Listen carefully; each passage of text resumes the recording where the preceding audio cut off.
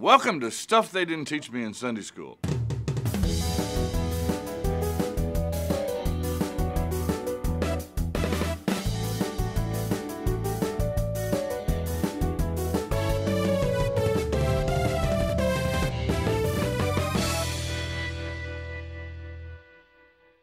Most of us enjoy either participating or watching on TV, or maybe both, competitive events.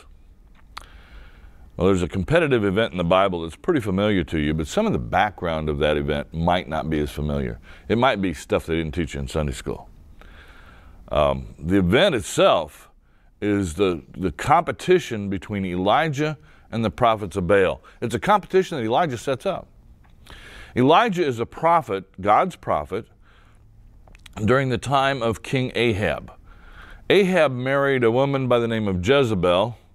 Jezebel was not an Israelite, she was a Phoenician, and she imports her worship of the Baals into the nation of Israel. Ahab is a king in the northern kingdom, northern tribes.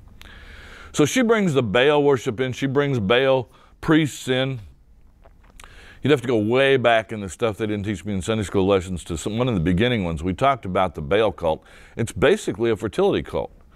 The idea being that you need to get rain to make the crops grow. So how do you get rain? Well, it rains when Baal and Ashtaroth, this god and goddess, have sexual intercourse in the heavens. Well, how do you get them to have sexual intercourse in the heavens? You set up a whole system of temple prostitutes here on earth, where you plant the seed in the ground, you go sleep with a temple prostitute, Baal and Ashtaroth look down and go, looks like a good idea to us. They have sexual intercourse and it rains. That was the theory.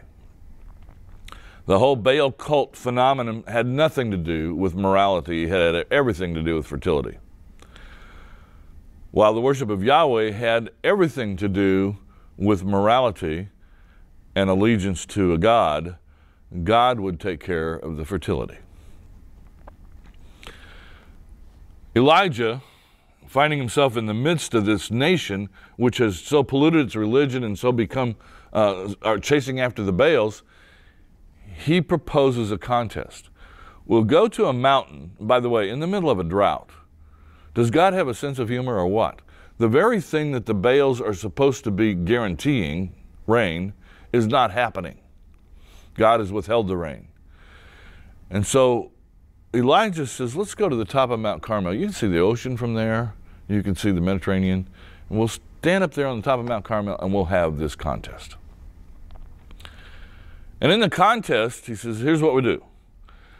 We'll put a sacrifice on an altar. You build an altar, put a sacrifice on it, and see if you can get Baal to light that thing on fire. You know this from Sunday school, don't you?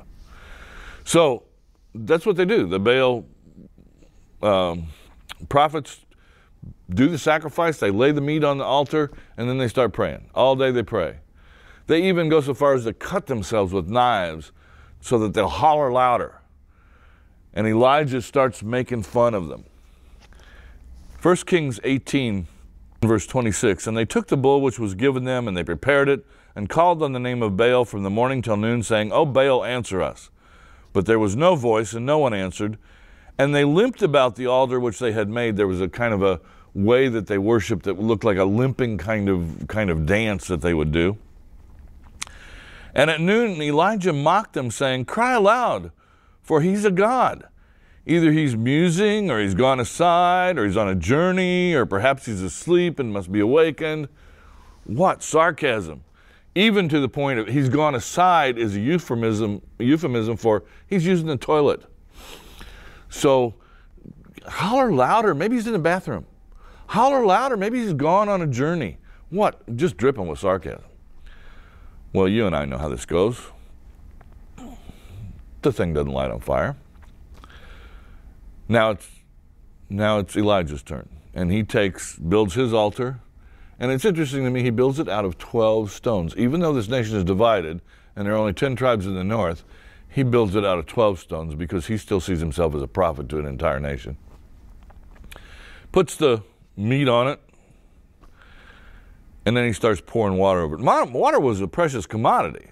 They're in the middle of a drought, tremendous drought, and he's pouring water around like it's nothing. Soaks it down, prays to Yahweh. You know the story. Yahweh sends a fire, burns it up, and we know who God is. They should know who God is. Elijah then kills the prophets of Baal. And now I think Elijah thinks things should be hunky-dory because he has just proven who God is. Or God has just proven who God is. They're not. That's kind of the rest of the story that we'll take up the next time. But God does step into history at this point in time, make himself known through Elijah, and make sure that people recognize that he's not just one God among many. He is the God of the universe.